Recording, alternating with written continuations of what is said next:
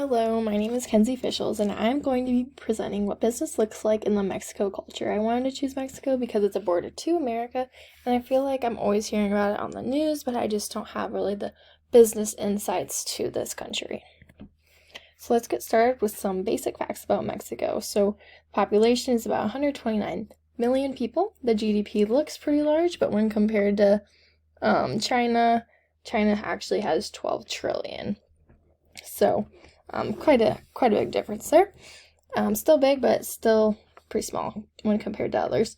The main language there is Spanish. The religion is Catholic. About 80% of the population is Catholic. People in Mexico respect authority very much, and even more when they are ranked higher, which is why individual decisions are made because of the hierarchical scale. So with that being said, group decisions aren't really made that much because that decision is just going to be made by whoever is the highest ranked there. The current event that I chose was recreational cannabis. So Mexico will be passing a bill that will actually make Mexico one of the world's largest markets for cannabis. The bill being passed will allow those with a permit to carry up to 28 grams and grow no more than 8 plants at their homes for personal use. This will help combat violent drug cartels throughout Mexico. Many other countries are very interested in doing business once this does get passed. The business culture. So communication practices in Mexico is very important, especially when doing business. So if you do that in the future, this is something to really pay attention to because they have such a high context culture.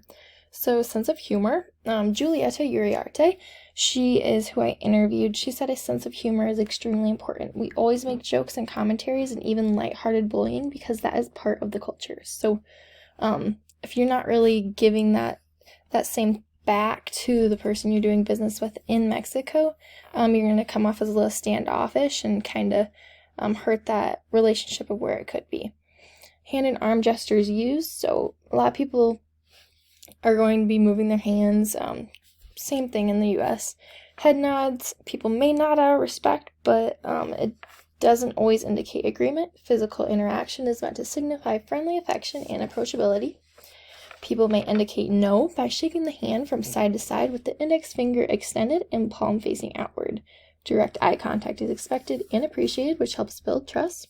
And lastly, Mexicans are very flexible with time. Showing up on time is a good impression, but the Mexican counterpart may be 10 to 30 minutes late, as that is considered acceptable.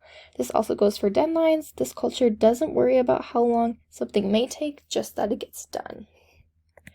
Manners and customs. Greeting people with señor and señora until you are verbally told that you can address them by their first name. Otherwise, it is considered very impolite. Men should be wearing dark-colored suits with shirts and ties. Women are expected to dress in business suits or dresses with matching shoes. It is common politeness to show personal interest in a person whilst greeting. You want to inquire about their family and health.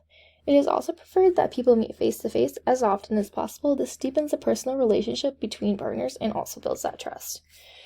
Business meetings may take place at a breakfast and more commonly at lunch, but first meetings with high-level representatives is set to take place outside the office in first-class hotels and restaurants.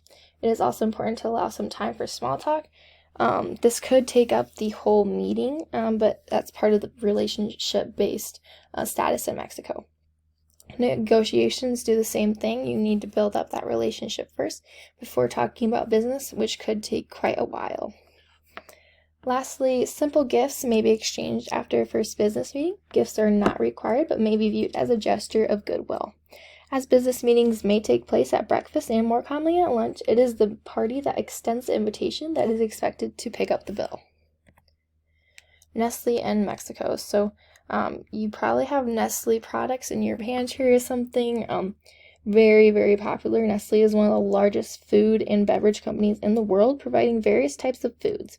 They started importing food products in Mexico in 1930, where today they have the world's highest child obesity rates in the world.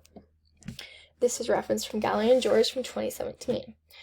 With convenience and cost being very important in today's society, it is no surprise that Nestle is doing so well, although there are some ethical issues with what Nestle is providing and promoting in regard to Mexico's obesity rates. By promoting their high-calorie products that could be considered unhealthy, they are simultaneously promoting the global issue of obesity. Stakeholders and the government were not happy with how this was going at such a global issue, so they had Nestle start marketing the effects of their products as well. Throughout this case, there were a few cultural dimensions being used. First was the masculine dimension. So Nestle is very focused on staying in the top by focusing on its competition, which are also starting to offer lower priced goods. So even though their business is having to promote these risks, their main focus is their competition and continuing to be one of the best companies to buy from.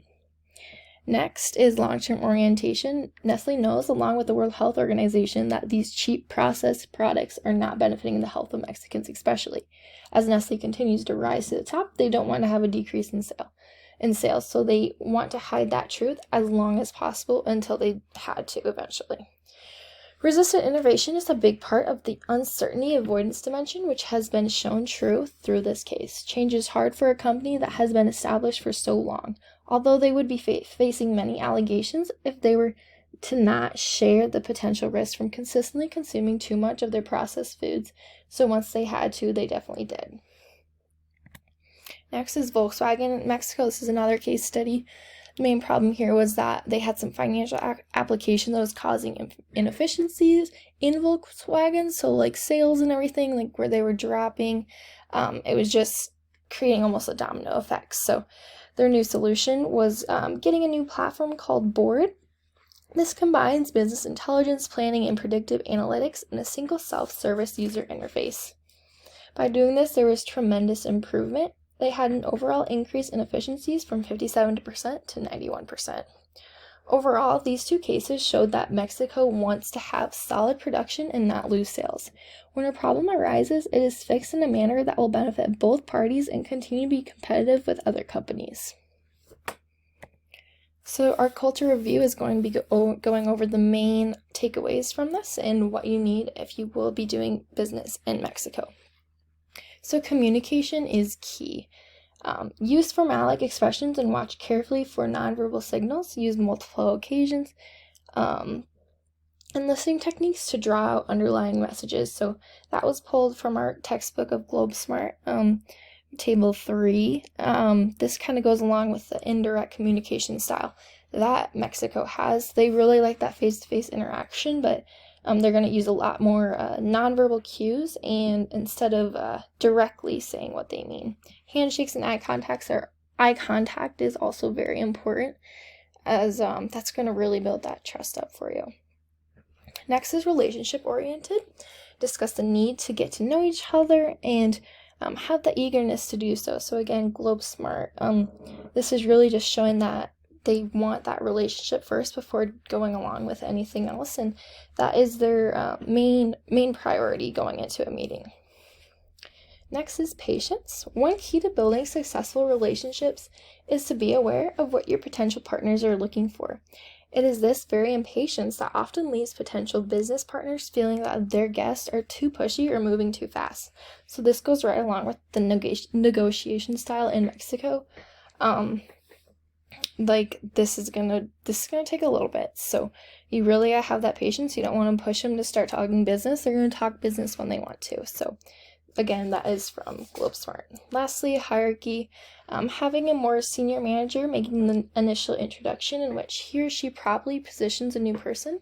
Do not readily acknowledge lack of knowledge or experience. So that senior manager, they're going to be top in the business right there. So you really want to make sure you have that proper respect for them. And that was pulled from Table 3, Globe Smart. Overall, I really hope you enjoyed this presentation.